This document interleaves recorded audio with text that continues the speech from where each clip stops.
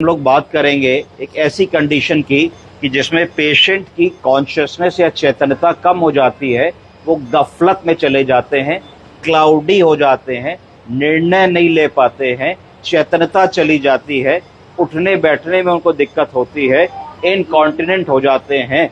ये सडनली होता है, ये किसी लिवर की बीमारी में होता है।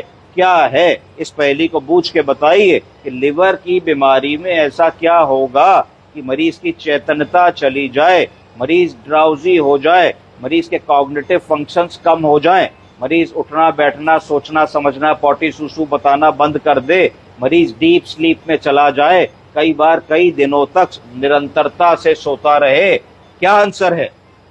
इसका आंसर है हिपैटिक इंसेफेलोपैथी या हिपैटिक कोमा। लिवर की बीमारी में एक सिचुएशन ऐसी आती है जब लिवर अपना काम अच्छे से नहीं कर पाता। लिवर का क्या काम है? लिवर का काम है कि वो ब्लड को डिटॉक्सिफाई करता है, ब्लड से बहुत सारे ऐसे सब्सटेंसेस को निकालता है जो बॉडी के लिए हार्मफुल होते हैं। जब लिवर कंप्रोमाइज होता है, जब लिवर काम नहीं कर पाता है, जब लिवर में सिरोसिस होने लगती है, जब लिवर में आप किसी भी प्रकार से कोई इंसल्ट करने की कोशिश करते हैं, चाहे वो अल्कोहल की वजह से हो, चाहे वो हेपेटोटॉक्सिक ड्रग की वजह से हो, चाहे कोई वायरल बीमारी की वजह से हो, तो लिवर की कार्य क्षमता सुस्त पड़ जाती है। और लिवर जब अपना काम नहीं कर पाता है तो ब्लड में अमोनिया की मात्रा बढ़ने लगती है। अमोनिया की जब मात्रा बढ़ती है, कुछ और टॉक्सिन्स की मात्रा बढ़ती है, तो उन टॉक्सिन्स में ये ताकत होती है कि वो ब्रेन में चले जाते हैं, ब्लड ब्रेन बैरियर को क्रॉस कर लेते हैं, जिसकी वजह से वो गफलत वाली स्थिति में ले आते हैं। Hepatic encephalopathy grade 1, grade 2, grade 3, grade 4, 4 stages होते हैं। ग्रेड 1 में क्या होगा? ग्रेड 1 में आदमी थोड़ा स्लो हो जाएगा, हमें लगेगा एकदम से हम गए, हमें पहचाना नहीं, पर थोड़ी देर में पहचान लिया।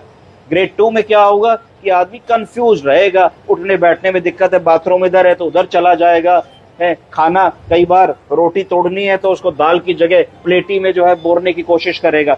ग्रेड 3 में क्या होगा कि आदमी ड्राउजी रहने लगेगा, उसका चेतनता कम होने लगेगी, आप उसको 4-6 बार कहिए नहीं सुनेगा, अगर आप कहिए भैया बाऊजी बाऊजी तो थोड़ा सा शायद वो सुन ले। ग्रेड 4 में आदमी एकदम कोमेटोज्ड होगा, वो आपकी कोई बात नहीं समझ पाएगा। इसका क्या इलाज करना है? इसमें पहले ये समझना है कि लिवर गड़बड़ क्यों हो रहा है, उस कारण को समझ करके उस कारण को हमको रूल आउट करने की जरूरत है कि लिवर में खराबी किस प्रकार से आई।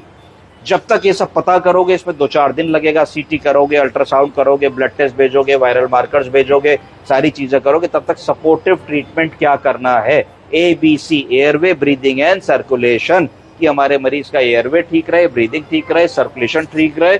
अनकॉन्शियस है तो एक राइल्स ट्यूब डाल देंगे, इनकॉन्टिनेंट है तो एक पेशाब की नली डाल देंगे। प्लस सबसे जरूरी है कि मरीज को दिन में 4 से 5 लूज मोशंस होने चाहिए। पतली पॉटी 4-5 बार जैसे ही मरीज को कराओगे तो मरीज धीरे धीरे होश में आ जाएगा। क्यों? क्योंकि अमोनिया बावल में रहती है, तो जब बावल क्लियर होगा तो शरीर से अमोनिया निकलेगी, जब अमोनिया निकलेगी तो ब्लड ब्रेन बैरियर में जो अमोनिया एब्जॉर्ब हो रही है वो धीरे धीरे कम हो जाएगी और मरीज होश में आ जाएंगे। इसके अलावा लिवर को डिटॉक्सिफाई करने की बहुत सारी और दवाएं होती हैं, वो भी आप अपने गैस्ट्रोएंट्रोलॉजिस्ट से पूछ करके देंगे क्या करना है। प्रायः ऐसे मरीज में कोई भी ऐसी चीज, घी तेल तला भुना, मिर्च मसाला, पूड़ी पराठा, ऐसी चीजें जिसको लिवर को पचाने में दिक्कत हो, पूर्णतः मना कर देनी चाहिए।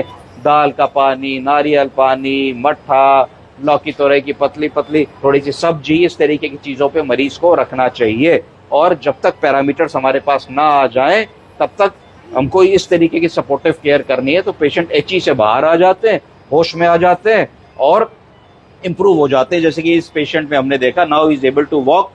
भैया नमस्ते, कैसे हैं? ठीक है, जीभ दिखाइए, नाम बताइए। बहुत बढ़िया। तो अब ये ग्रेड 3 से ग्रेड 4 से ग्रेड 2 और 3 के बीच में आ गए, अपना नाम बता पा रहे हैं, ओरिएंटेड हैं, बैठ भी पा रहे हैं, पर अभी पूरी तरीके से अपने आप को होल्ड नहीं कर पा रहे, विद सपोर्ट खड़े भी हो पा रहे हैं। तो he is out of hepatic encephalopathy grade 4, 4 से 3 में आए, 3 से भी 2 में आने वाले हैं। ये 1-2 दिन में और इंप्रूव कर जाएंगे।